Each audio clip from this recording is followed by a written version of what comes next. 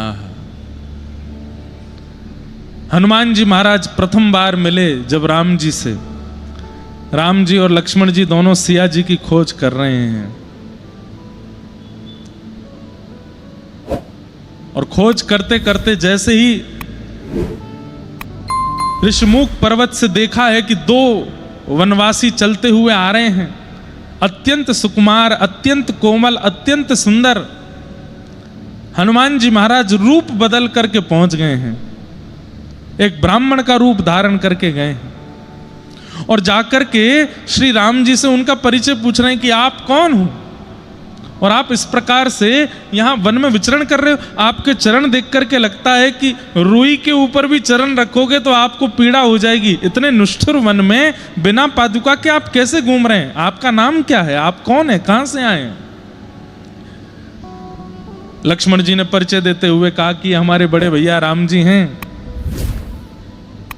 अयोध्यापति दशरथ जी के पुत्र हैं, राघव जी हैं, हम इनके छोटे भैया लक्ष्मण जी हैं, हमारी भाभी माँ सिया जी का किसी ने हरण कर लिया है, उन्हीं को खोजते हुए ढूंढ रहे हैं। जैसे ही सुना ये प्रभु श्री राम हैं, तुरंत हनुमान जी महाराज ने प्रणाम किया, रूप नहीं बदला, ब्राह्मण रूप में ही प्रणाम किया, चरण पकड़ लिए, कहने लगे अरे अरे मैं तो आपका दास हूं, आप तो मेरे स्वामी हैं, आपकी प्रतीक्षा में ही तो मैं बैठा था। अच्छा, एक बात मेरे मन में एक बार प्रश्न आया था, और ये प्रश्न संभवतः बागेश्वर धाम में कथा थी, तो वहां के महाराज जी हमारे मित्र धीरेन्द्र शास्त्री जी ने पूछा, बताओ भैया हनुमान जी सुग्रीव जी के साथ क्यों रहते हैं? सुग्रीव जी में ऐसी कौन सी योग्यता है, ऐसी कौन सी विशेषता है जिसके लिए श्री हनुमान जी महाराज उनके साथ रहते हैं? मैंने कहा भगवान ये हमको तो नहीं पता है। बोले किन्हीं आचार्यों से पूछो, संत जनों से पूछो। तो संत जनों को उस समय संपर्क किया और संत जनों से पूछा कि महाराज इसका थोड़ा उत्तर दीजिए कि हनुमान जी महाराज सुग्रीव जी के साथ क्यों रहते हैं? क्योंकि सुग्रीव जी के चरित्र में भी और आगे चल करके सुग्रीव जी हैं तो श्रेष्ठ ही, पर कहीं ना कहीं सुग्रीव जी की बातें इतनी योग्यता पूर्ण नहीं लगती कि हनुमान जी उनका साथ दें, हनुमान जी उनके यहाँ उनके मित्रवत रहते हैं। ऐसा क्या है सुग्रीव जी में कि हनुमान जी उनके साथ रहते हैं? तो फिर इसका उत्तर प्राप्त हुआ कि श्री हनुमान जी महाराज जब सूर्य नारायण भगवान को गुरु मान करके उनसे शिक्षा ले रहे थे, तब गुरुदेव ने प्रसन्न होकर, सूर्य नारायण भगवान ने प्रसन्न होकर हनुमान जी से कहा कुछ मांग लो। तब हनुमान जी ने कहा बोले हमको बस एक ही आप वरदान दे दो कि श्री राघव जी की हम सेवा कर सकें और प्रभु श्री राम हमको प्राप्त हो जाएं, बस वो प्राणों से प्यारे हैं, बस वो हमको प्राप्त हो जाएं, कभी हमसे दूर ना हो, ऐसी कृपा कर दो। तब सूर्य नारायण भगवान ने कहा कि हमारे पुत्र बाली सुग्रीव, उनमें से सुग्रीव को तुम सहायक बनो, चरित्र ऐसा बनेगा कि श्री राम जी सुग्रीव के पास आएंगे और वहां जैसे ही राम जी आएंगे तो तुमको राम जी की सहज मिलन हो जाएगा, राम जी की सहज प्राप्ति हो जाएगी, इसलिए तुम सुग्रीव के साथ रहो। इसलिए हनुमान जी सुग्रीव जी के साथ रहते हैं क्योंकि ये राम जी से मिलवाने वाले हैं, और आज वही हुआ, राघव जी मिल गए। चरणों में प्रणाम किया, प्रणाम करके महाराज दंडवत करने लगे, मेरे प्राणनाथ आ गए, मेरे जीवन नाथ आ गए, मेरे जीवन धन आ गए। लेकिन राम जी ने हनुमान जी को उठाया नहीं। हनुमान जी उठ करके खड़े हुए, प्रेमाश्रु छलक रहे नेत्रों से, पुनः देख करके सर्वांगीण अंग फिर से प्रणाम किया। राम जी ने फिर नहीं उठाया। हनुमान जी के मन में संशय होने लगा कि मेरे राघव जी का ऐसा स्वरूप नहीं है, चरण में प्रणाम करने वाले को तुरंत उठाते हैं, मैं 2 बार से प्रणाम कर रहा हूं, ये उठा क्यों नहीं रहे? तब हनुमान जी को याद आया, बोले ओहो, इनका परिचय मैंने पूछ लिया, अपना परिचय तो दिया नहीं, और परिचय नहीं दिया वो बात अलग है, अभी तक मैंने स्वरूप नहीं बदला, कपट स्वरूप में हूं, ये मेरा स्वरूप नहीं है, इसलिए राम जी नहीं उठा रहे हैं। तुरंत जैसे ही अनंत बलवंत हनुमान जी महाराज अपने स्वरूप में आए और स्वरूप में आके जैसे ही प्रणाम कर ही नहीं पाए, आधे में ही राम जी ने पकड़ लिया और लेकर के हृदय से लगाया। हनुमान जी महाराज ने शिक्षा दे दी हम सबको, जैसे हो वैसे ही प्रणाम करियो, तभी राम जी देखेंगे। कहीं रूप बदल करके, भाव बदल करके, अपने स्वरूप की स्थिति बदल करके राघव जी के चरणों में प्रणाम किया तो वो स्वीकार नहीं करेंगे। हम भागवत की कथा में भी यही बात बताते हैं कि पूतना को ठाकुर जी ने क्यों नहीं देखा, रूप बदल करके आई है। यहां हनुमान जी महाराज प्रणाम कर रहे हैं, जो अत्यंत प्रिय हैं राघव जी को, उनको भी नहीं उठा रहे हैं। क्यों? रूप बदल करके आए। रूप मत बदलो, जैसे हो वैसे रहो। उस स्थिति, उस अवस्था में ठाकुर जी के सन्मुख जाओ। हनुमान जी महाराज ने प्रणाम किया और प्रणाम करके श्री राघव जी ने उनको स्वीकार किया।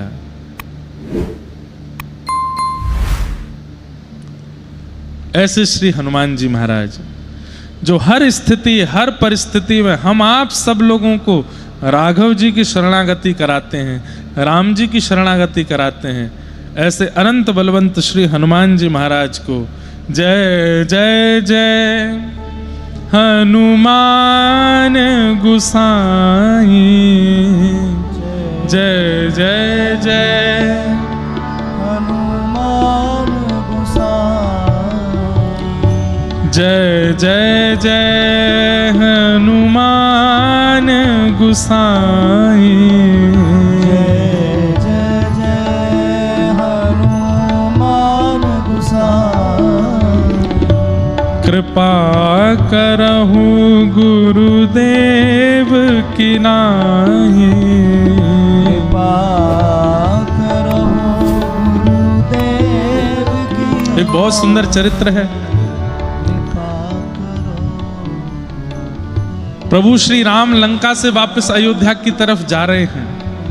रावण वध करने के बाद विमान में अविराजित होकर के श्री लक्ष्मण जी, सिया जी और सब मुख्य जनों को विमान में लेकर के हनुमान जी महाराज के साथ जा रहे हैं वापस अयोध्या की ओर। और श्री हनुमान जी महाराज जानकी जी के चरणों में बैठे हैं। अष्ट सिद्ध नव निधि के दाता, अष्ट सिद्ध नव निधि के दाता, असवर दीन जानकी माता, असवर दीन जानकी माता। श्री जानकी जी ने हनुमान जी महाराज को सब वर दे रखे हैं। अष्ट सिद्ध नवनिधि के दाता, अष्ट सिद्धि और नवनिधि हनुमान जी को आती हैं ऐसा नहीं है। हनुमान जी अष्ट सिद्धि और नवनिधियों के दाता बन गए। मतलब किसी को 8 सिद्धियां नवनिधियां चाहिए तो हनुमान जी देंगे। स्वामी बना दिया है किसने? असवर दीन जानकी माता। तो लंका से वापस अयोध्या जा रहे हैं, विमान में बैठे हैं। प्रभु श्री राम बगल में बैठे हैं, लखन लाल जी खड़े हैं, सब मुख्य जन विमान में बैठे हैं और श्री हनुमान जी महाराज बिल्कुल चरणों में बैठे हैं। और चरणों में बैठ कर के लंका से लेकर के और जहां रावण ने हरण किया है वहां तक श्री हनुमान जी महाराज सब बताते जा रहे हैं। मैया देखो, यहाँ हमने ऐसा किया था, यहाँ से हमने सेतु बनाया था, यहाँ प्रभु श्री राम ने बैठ कर के सब वानरों को उपदेश दिया था, यहाँ पर सुग्रीव के साथ प्रथम मिलन हुआ था, यहाँ इस स्थान पर मैं मिलने गया था, प्रभु श्री राम से पहली बार मैं यहाँ मिला था। सब स्थान दिखाते हुए, दर्शन कराते हुए जा रहे हैं। विमान चलता जा रहा है। थोड़ी देर बाद देखते हैं श्री हनुमान जी महाराज के नेत्र प्रेमाश्रु से भर गए, रोने लगे हनुमान जी। जानकी जी ने हाथ फेर करके क्या क्या हुआ, आप रो क्यों रहे हो? हनुमान जी क्या बात है? हनुमान जी महाराज बोले, मैया अब जो नीचे नगरी है ना, ये मेरी जन्मस्थली है, यहीं मेरा जन्म हुआ और यहां से निकलते समय मुझे मेरी मैया की याद आ रही है। अंजनी मैया बैठी होंगी, प्रतीक्षा कर रही हैं। बहुत दिन हो गए अपनी मैया से मिला नहीं हूं ना, इसलिए मैया की याद आ रही है।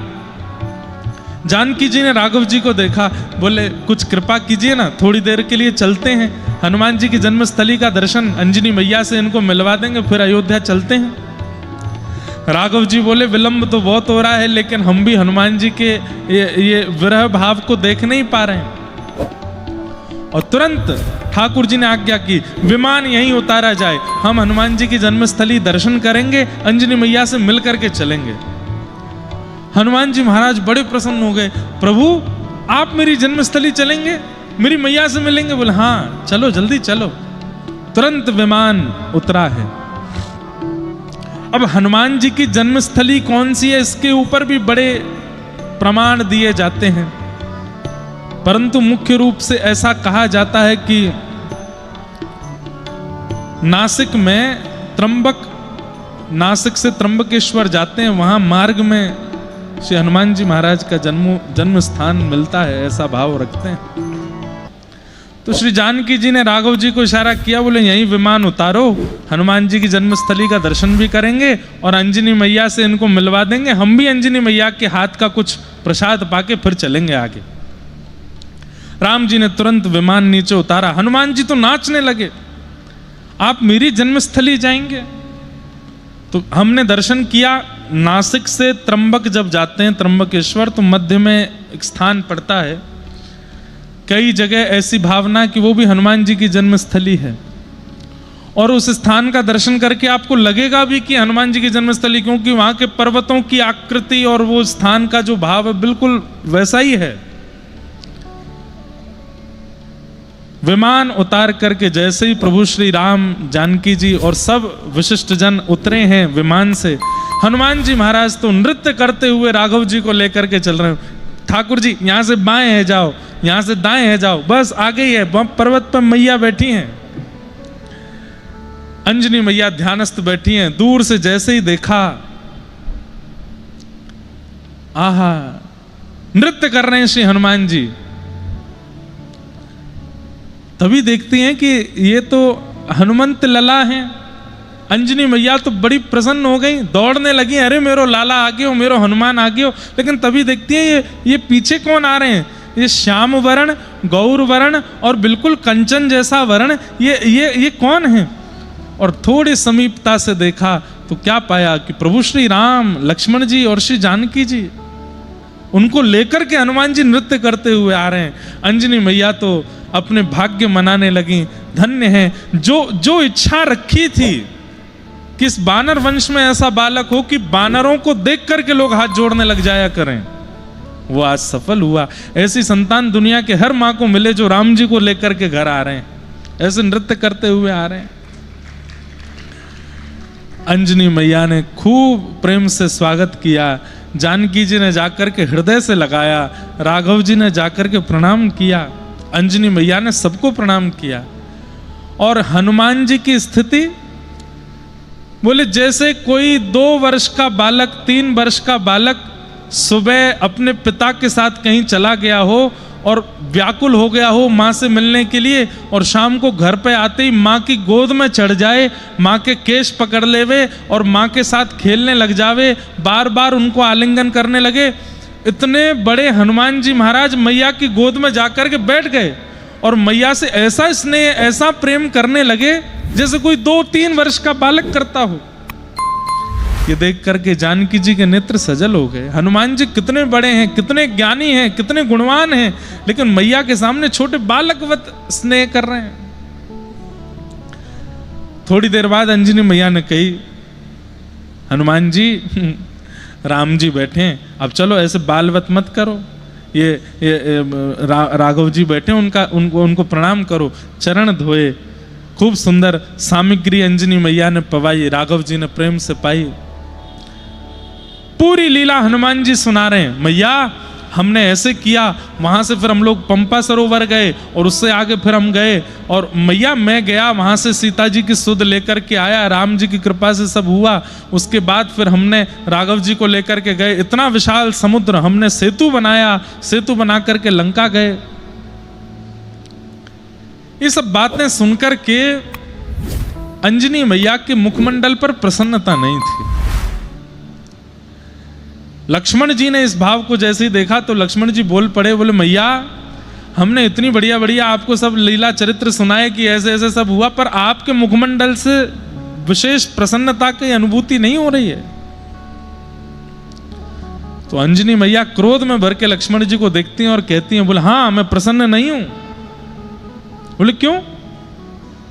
अरे अभी अभी हनुमान ने कहा कि सेतु बनाना पड़ा और इतना निर्माण करना पड़ा, राम राम अंकित करने पड़े, इतना परिश्रम करके राघव जी वहां गए, वहां जाकर के भी इतना परिश्रम करना पड़ा, अहि रावण आदि के साथ में युद्ध आदि सब करना, हनुमान के रहते हुए इतने सब की आवश्यकता नहीं थी। मैं इस बात से दुखी हूं।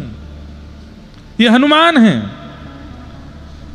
ये एक बार लंका गया था, वहां जाकर के अपने पैर के अंगुष्ठ का भी यदि तीव्र प्रहार लंका पर कर देता तो संपूर्ण की संपूर्ण लंका नगरी रसातल में चली जाती। सीता जी को एक बार में ही लेकर के आ जाना था। राम जी को, अपने स्वामी को इतना श्रम करवाया, इतना परिश्रम करवाया, सेतु बनवाया, ये सब सुनकर के मैं प्रसन्न नहीं हूं। अंजनी का पुत्र हनुमान इतना बलवान होते हुए भी इतना सब कुछ करना पड़ा।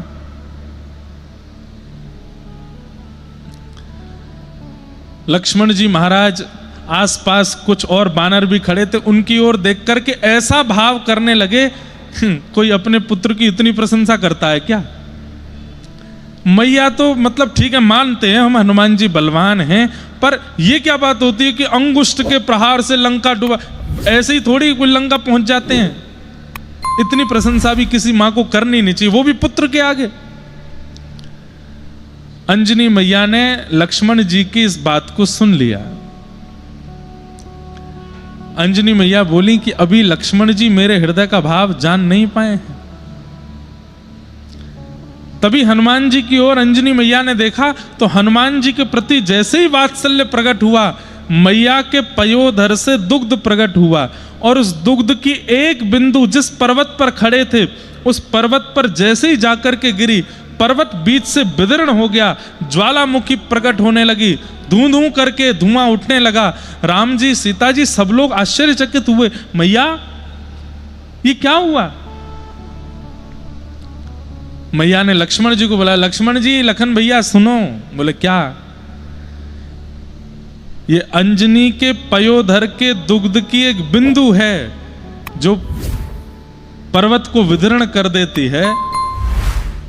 पृथ्वी में भी सामर्थ्य नहीं है कि वो अंजनी के दुग्ध की बिंदु को संभाल सके। उस दुग्ध में पला है हनुमान, उस दुग्ध को पीकर के पोषित हुआ है हनुमान, वो सामान्य नहीं है। और ये बात मैं जानती हूं, ये बात मैं मानती भी हूं। मैं हनुमान की बल की प्रशंसा नहीं कर रही हूं, बल्कि मैं ये कह रही हूं कि ऐसा होते हुए भी राम जी को इतना परिश्रम क्यों करना पड़ा? इसकी आवश्यकता नहीं थी। हनुमान चाहता तो अपने एक पैर के पाद प्रहार से पूरी लंका को रसातल में पहुंचा देता। ये मेरे दुग्ध की ताकत है हनुमान के अंदर। लेकिन फिर भी ये सब करना पड़ा, सेतु बनाना पड़ा, राघव जी को इतना श्रम करना पड़ा, इससे मैं दुखी हुई हूं। ये इसकी आवश्यकता नहीं थी। तब राघव जी ने अंजनी मैया को शांत किया, बोले मैया आप इतनी दुखी मत हो, हमारी आज्ञा नहीं थी। और श्री हनुमान जी महाराज हमारी आज्ञा के बिना कुछ करते नहीं है। हम में और हनुमान जी में क्यों, अगर हम अपने आप को भक्त मानते हैं तो अंतर क्या है? हनुमान जी महाराज सर्वगुण संपन्न होते हुए भी अपने गुण का प्रदर्शन तब तक नहीं करते जब तक नाथ की आज्ञा नहीं होगी। और हम आप सब लोग गुण आते ही उसका इतना प्रदर्शन करने लगते हैं, जहां आवश्यकता नहीं होती वहां भी करने लगते हैं। वहां पर भी उसका प्रदर्शन, उसके प्रभाव का वर्णन करने लगते हैं। इसलिए राघव जी को हनुमान जी बहुत प्रिय, हम इतने प्रिय नहीं हैं। सर्वगुण संपन्न होते हुए भी अब बताइए, इतने दिन लक्ष्मण जी साथ रहे, लेकिन लक्ष्मण जी को पता है कि हनुमान जी बलवान है, पर इतने बलवान है ये आज पता चला। क्यों? अपने बल को प्रकट नहीं होने दिया, अपने बल का प्रदर्शन नहीं किया, अपने ज्ञान का प्रदर्शन नहीं, अपने धन का प्रदर्शन नहीं, अपनी भक्ति का प्रदर्शन आज की तारीख में बहुत ज्यादा होने लगा है। और आज की तारीख में सबसे ज्यादा प्रदर्शन भक्ति का होने लगा है। पहले के लोग अपने घर के उत्सव का, पार्टी का, आदि आदि चीजों का प्रदर्शन करते थे, अब प्रदर्शन भक्ति का करते हैं। हम तिलक लगाते हैं, प्रदर्शन, हम अयोध्या जाते हैं उसका भी प्रदर्शन, हम वृंदावन जाते हैं उसका भी प्रदर्शन। और प्रदर्शन से क्या होता है? दर्शन में, साक्षात दर्शन में बाधा आ जाती है। भक्ति का प्रदर्शन नहीं, अपने भाव का प्रदर्शन नहीं। कई लोग मिलते हैं, महाराज जी बैठे, महाराज जी को भी मिलते होंगे, मिल करके सबसे पहले अपने गुण बताएंगे। महाराज जी हम सुबह 4 बजे उठ जाते हैं, रोज 4 बजे उठ करके 3 घंटा ठाकुर जी की पूजा करते हैं, चाहे आंधी आ जाए, तूफान आ जाए, ये हो जाए, वो हो जाए, पास के शंकर जी पर जल चढ़ाने जाते हैं। ये जैसे ही आप अपने गुण का प्रदर्शन करते हो ना, गुण उसी समय क्षीण हो जाता है। मत बताइए उसको। एक बड़ा स्वाभाविक बात है कि कोई व्यक्ति गुणवान होते हुए भी अपने गुण को छुपाता है। किसी अन्य के मार्फत पता चले कि उसमें ये गुण था, तो सुनकर के कितना अच्छा लगता है, अरे वाह, उसने तो हमको पता भी नहीं चलने दिया कि वो इतना गुणवान था। नहीं तो लोग बाग अपने गुण का खुद ही प्रदर्शन कर देते हैं, खुद ही उसका प्रादुर्भाव, प्राकट्य कर देते हैं। नहीं, मत करो। एक बात कहें, कहने में हो सकता है किसी को अटपटी लगे, लेकिन ये बात बिल्कुल सत्य है। इतनी भक्ति करो, इतना भाव रखो, इतना प्रेम चित्त में रखो कि आपको ना बताना पड़े आप कितनी भक्ति करते हो। किसी दिन ठाकुर जी प्रकट होकर के सबको बताओ, मैं ये इतना बड़ा भक्त है मेरा। सूरदास जी की भक्ति हो, गोस्वामी तुलसीदास जी की भक्ति हो, मीराबाई की भक्ति हो, उन्होंने नहीं गाया, ठाकुर जी ने आके बताया कि ये इतने बड़े भक्त हैं मेरे। ठाकुर जी ने आके प्रमाणित कर दिया कि इतने बड़े दास हैं मेरे, हमें ना बताना पड़े। तो ऐसे श्री हनुमान जी महाराज, सीखिए उनसे, गुप्त रहना सीखिए।